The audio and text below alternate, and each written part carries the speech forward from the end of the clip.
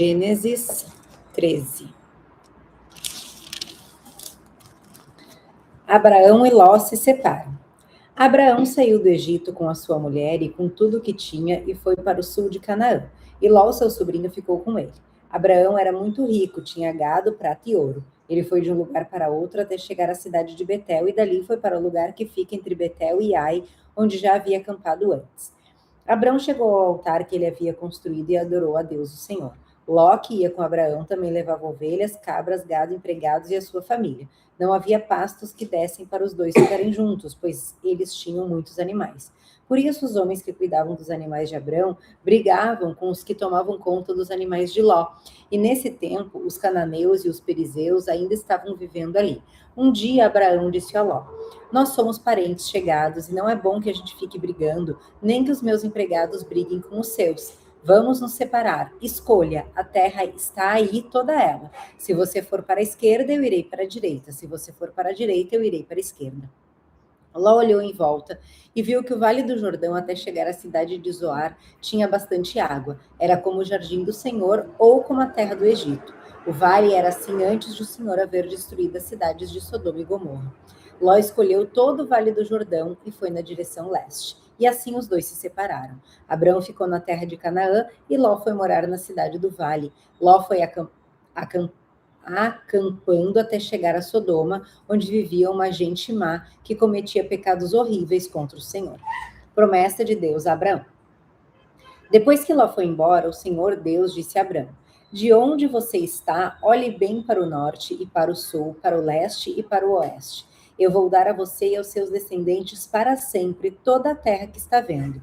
Farei com que os seus descendentes sejam tantos como o pó da terra. Assim como ninguém pode contar os grãozinhos de pó, assim também não será possível contar os seus descendentes. Agora vá e ande por essa terra de norte a sul, de leste a oeste, pois eu a darei a você.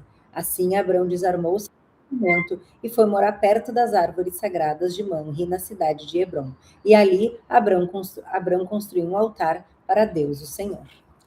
Qual é a promessa que Deus tem na sua vida? Você sabe? Você sabe qual é a promessa que Deus ele tem para você? Então, quando Deus ele tem uma promessa na sua vida, nada pode abalar.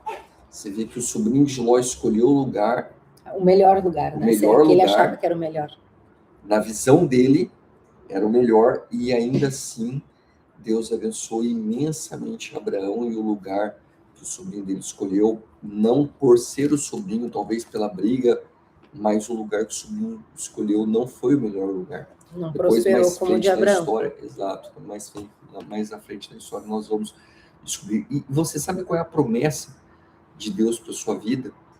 Porque Deus ele já fez isso por você. Ele já te prometeu, ele já entregou o filho dele por você. Jesus já se entregou por você.